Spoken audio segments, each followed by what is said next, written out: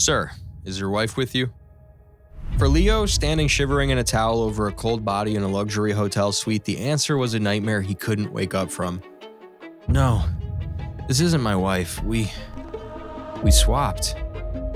By dawn, police had a body bag, a husband in cuffs, and a wife who had vanished into thin air.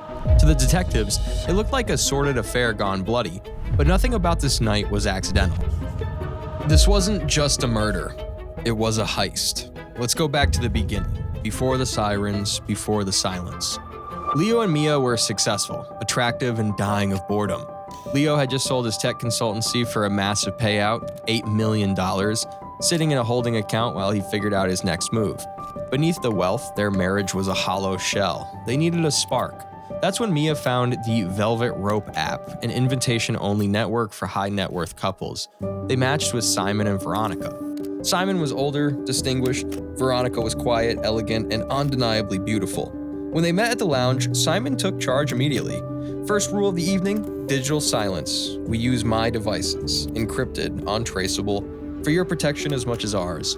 It sounded like a safety precaution for the rich. In reality, it was the first step in erasing the evidence. Simon collected their personal phones and locked them in a Faraday bag in his briefcase, handing them clean burners for the night.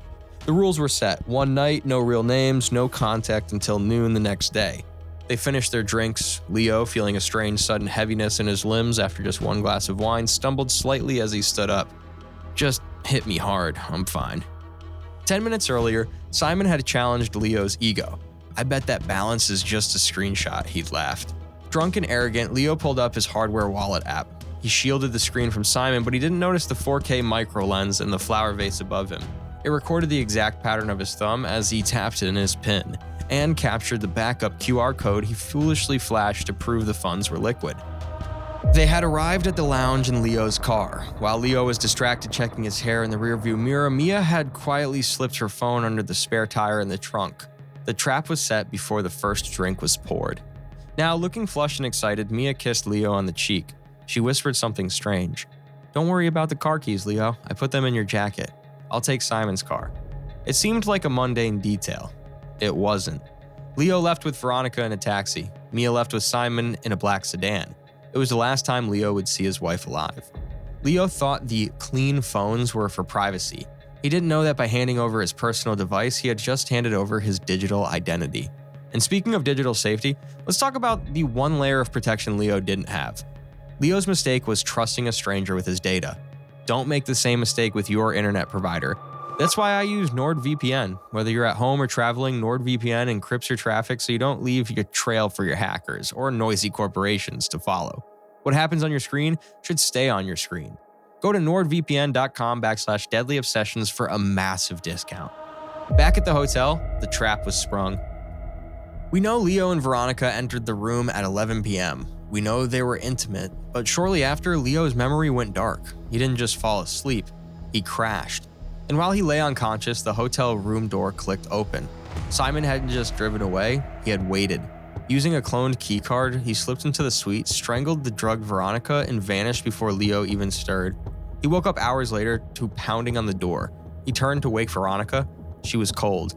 Purple bruising marred her neck. Leo scrambled back, falling off the bed. He grabbed the clean phone Simon gave him, dead battery. He grabbed the hotel landline. Security, open the door. When Leo opened the door, he wasn't greeted by a noise complaint, he was greeted by the barrel of a clock. My wife, Leo screamed as they dragged him out. She's with Simon, find Simon. Police units swarmed Simon's estate, or rather the house Leo thought was Simon's estate. When police arrived, the gate was open, the house was empty, and I don't mean the occupants were gone, I mean everything was gone. It was a high-end, short-term rental booked under a stolen identity paid for in crypto. No fingerprints, no DNA. It had been professionally sanitized. Simon and Mia weren't just gone, they were ghosts. The interrogation was brutal. So let me get this straight. You swapped wives, you drank wine, you woke up, she's dead and your wife is missing, and this Simon, he just vanished? They slid the toxicology report across the table. Leo expected it to prove he was drugged. Instead, it showed nothing but alcohol and fatigue. The compound Simon used was GHB mixed with a proprietary analog, something standard toxicology screens don't look for unless they know specifically to check. To the law, Leo wasn't drugged. He was just blackout drunk. Then the motive landed. It wasn't life insurance. That would have been too messy, too hard to collect from a prison cell.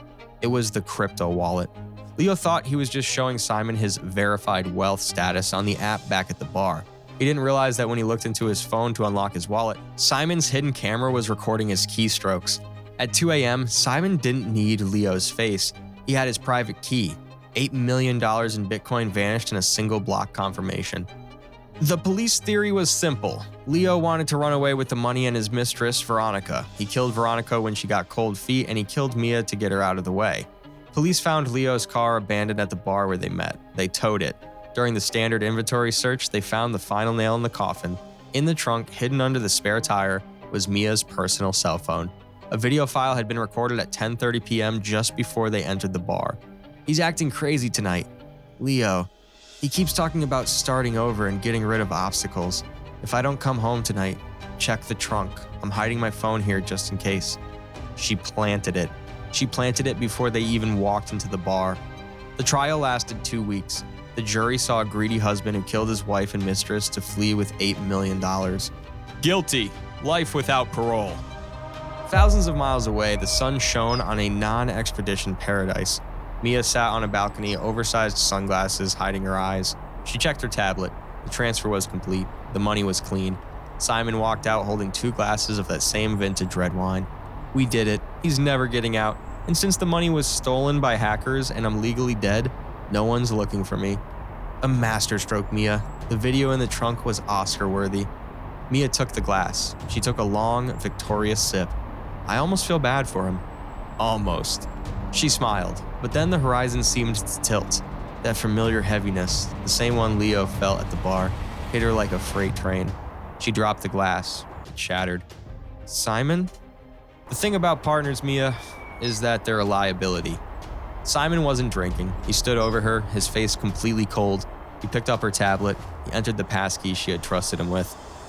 We agreed to split it, Mia. $4 million each. That's a good haul. Simon tapped the screen.